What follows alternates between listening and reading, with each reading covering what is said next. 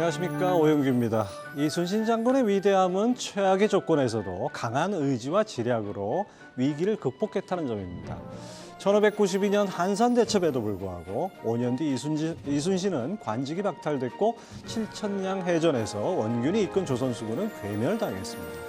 하지만 이순신은 불과 13척의 배로 130여 척의 왜군을 명량에서 물리쳤습니다. 이순신의 이런 기적 같은 승리에서 우리는 경이로운 회복 탄력성의 힘을 보게 됩니다.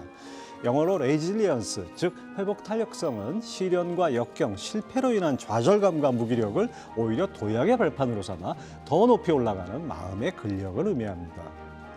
이순신 장군인들 압도적으로 열세인 전쟁이 두렵지 않았을 리 없었을 겁니다. 하지만 아무리 눌러도 다시 튀어오르는 용수철처럼 제자리로 돌아오고 오히려 더 높이 오르는 회복 탄력성으로 이겨낸 것입니다. 신에게는 아직 12척이 남아 있습니다. 죽고자 하면 살 것이요 살고자 하면 죽을 것이다 같은 이순신 장군을 상징하는 경구들이 수백 년이 흐른 지금까지 깊은 울림을 주는 이유입니다. 우리는 살아가면서 숱한 고난과 시련을 겪습니다. 질병, 실직, 가까운 이의 죽음 등 개인사부터 국가적 재난과 경제 위기까지 셀 수 없이 많은 고비를 넘어야 합니다. 그래서 인생 자체가 힘들고 고단한 것이 아닌가 싶습니다. 투자도 마찬가지일 겁니다. 더구나 요즘 같은 조정장에선 기쁨은 짧고 시름은 점점 길어집니다. 실망하고 지치고 짜증나는 상황의 연속입니다. 그래서 어제가 후회되고 오늘이 답답하고 내일이 불안합니다. 이런 때일수록 회복탄력성이란 마음의 근력이 절실합니다.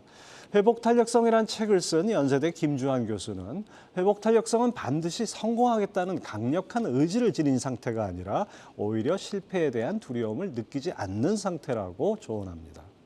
스스로를 긍정하고 절제하는 삶의 태도가 회복탄력성을 가져온다는 것입니다. 어느 날 이스라엘 다윗왕이 보석 세공사를 불러 날 위해 반지를 만들되 내가 큰 전쟁에서 이겨 환호할 때도 교만하지 않게 하고 큰 절망에 빠져 낙심할 때 좌절하지 않고 용기를 얻을 글귀를 세워 넣어라 라고 지시했습니다. 세공사는 반지는 만들었지만 어떤 글귀를 넣을지 몇 날 며칠을 고민하다 솔로몬 왕자에게 도움을 청했습니다. 솔로몬이 알려준 글귀는 한마디였습니다. 이 또한 지나가리라. 시련과 절망도 기쁨과 영광도 모두 지나갈 것입니다. 진정한 행복은 돈, 권력, 지위 같은 외부 조건에 의해 좌우되는 게 아니라 내면에서 나와 다른 이를 대하는 태도에서 우러납니다. 떨어져 본 사람만이 다시 올라갈 줄 압니다.